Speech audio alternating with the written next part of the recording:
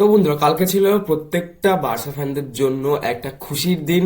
এবং কেন এই কালকের দিনের পরে আরো খুশি হতে চলেছে প্রত্যেকটা বার্সা ফ্যান, পুরো এই ভিডিওতে বলবো। আমার সাথে চলো, আমার সাথে পুরো ভিডিওতে টিকে থাকো, তাহলে তো তোমাকে পুরো ডিটেলসে বলে দেবো কালকে রাতে জেতার পর আরো খুশি হতে চলে বার্সা ফ্যান। চলো আমি বলছি।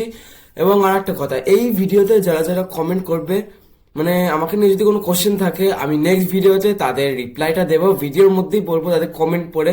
তো তাড়াতাড়ি কমেন্ট করো। কালকে রাতের পর বার্সা ফ্যানরা অনেক খুশি তো হয়েছে, এবং আরো খুশি হতে চলে, মহা খুশি, যেটা আমি তোমাদের ভিডিওতে বলছি।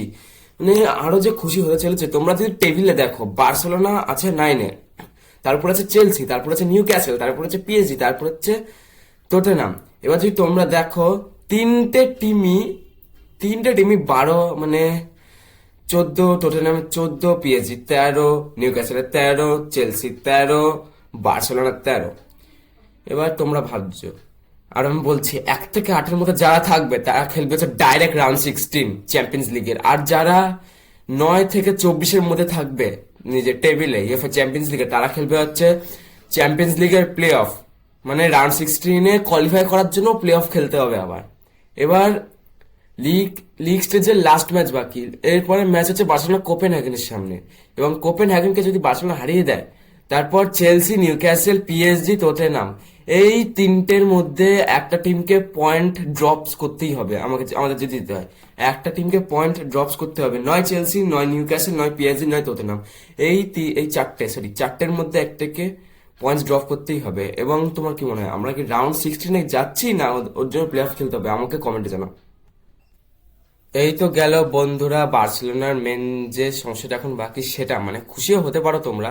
যাই হোক, দ্বিতীয় যে কথা আমরা বলবো ওটা হচ্ছে ম্যাচটাকে নিয়ে। স্লাভিয়া প্রাগের সাথে খেলা ছিল বার্সেলোনা এই ম্যাচটা প্রথম হাফে যে খেলাটা শুরু হলো, প্রথম হাফে 10 মিনিটে খুসেজ গোল করলো 1-0। ওটার পর মানে অনেকেই ভেবে নিয়েছিল আবার মনে হয় একটা বড় অফসেট দেখতে পারবো, মনে হয় আমরা দ্বিতীয় রিয়াল ম্যাড্রিডে পরিণত হচ্ছে। দ্বিতীয় রিয়াল ম্যাড্রিড বলতে আমরা বলছি হচ্ছে, মানে রিয়াল ম্যাড্রিড বাজে ফর্ম তোমরা দেখলা, ওই ফর্মে আমরা কি চলে আসছি এবার।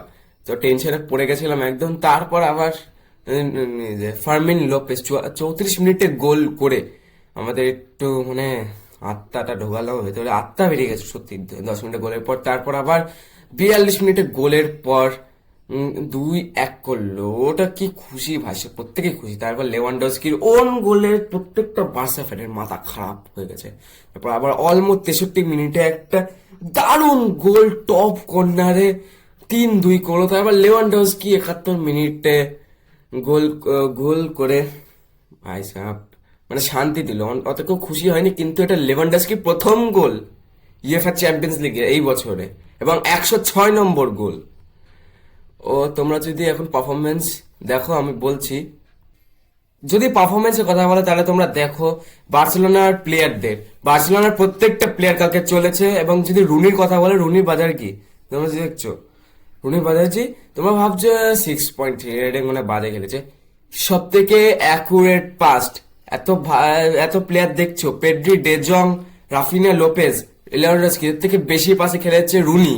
এটা ভুল ভাবছো। আমার মনে হয় রেটিং মানে কি বলবো, আমার কিছু বলে নেই, এই রেটিং আমার তো ভালো লাগে না সেজন্য।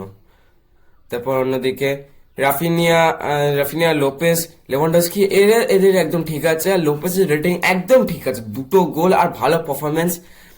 তারপর পেড্রিও ভালো খেলেছে, ডে জংও ভালো খেলেছে, তারপর বালদে, গেট মার্টিন, এরিক গার্সিয়া, কুন্ডে। কালকে ডিফেন্স চলেছে, হ্যাঁ, একদম চলেনি। কোন দিকে ডিফেন্স চলেছে? আমার রেটিং এর জন্যই পছন্দ না। এটা কালকে ডিফেন্স চলেছে না, পাগলের মতো খেলেছে, আমি কি বলবো। মানে আমি বলছি, ধরো আমি দাঁড়িয়ে আছি, ঠিক আছে, দাঁড়িয়ে আছি, এই পাশ দিয়ে চলে গেল, ভাই আমাকে বলটা নিয়ে যেতে দেবে?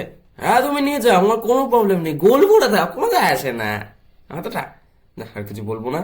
আর যাই হোক, তারপর আমরা জোয়ান গার্সিয়া ভালো পারফরমেন্স আমরা দেখতে পেলাম।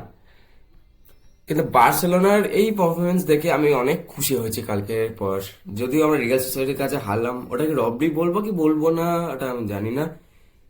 তোমরা এটা কমেন্টে লেখো, যা তোমরা কমেন্টে লিখবা, মানে আমাকে আমাকে নিয়ে যদি কোনো কোশ্চেন থাকে সেটা কমেন্টে লেখো, আমি সেটা নেক্সট ভিডিওতে রিপ্লাই দেবো। আমি প্রথমে বলেছি ভিডিও শুরুতেই, তো তাড়াতাড়ি করো। এবং বন্ধুরা বাকি যেসব ম্যাচ হলো সেটা নিয়ে কথা বলা যাক। কালকে নিউ ক্যাসেল হারালো পিএসজি না পিএসভি কে হারালো 3-0-তে। একটা ভালো খেলা খেললো নিউ ক্যাসেল। তারপরে লিভারপুল হারালো মার্সেলোকে। সাবোজলাইয়ের একটা ভালো পারফরমেন্স দেখতে পেলাম কালকে। অন্যদিকে জুভেন্টাস হারালো বেনফিকাকে। চেলসি হারালো পাফোসকে। পাফোস একদম ট্রাভেল করে দিয়েছিল চেলসি, সত্যি কথা বলি। 70 থেকে 80 মিনিটের মধ্যে কোথাও একটা গোল করেছে। তো বায়ার্নের সাথে ইউনিয়নের খেলা ছিল, বায়ার্ন 2-0-তে জিতলো। একদম পুরো রেনিং মনস্টার্স এখন ইউরোপে। অন্যদিকে আটলান্টা হারলো অ্যাথলেটিক ক্লাবের কাছে। একটা থ্রিলিং ম্যাচ 3-2 জিতলো অ্যাথলেটিক ক্লাব। এবং বন্ধুরা, তোমাদের যদি ভিডিওটা ভালো লেগে তাহলে লাইক এন্ড সাবস্ক্রাইব করতে ভুলবেন না, কারণ আমি এখানে তোমাকে ফুটবল রিলেটেড রিভিউ সব কিছু দিয়ে দেবো। তোমাদের যা চাই সব দিয়ে দেবো। এবং তোমাদের যদি কোনো কোশ্চেন থাকে সেটা আমাকে কমেন্টে জানাও, আমি নেক্সট ভিডিওতে তাদের রিপ্লাই দেব। ভিডিও শেষে, প্রত্যেকটা ভিডিও শেষে এবার থেকে রিপ্লাই দেব।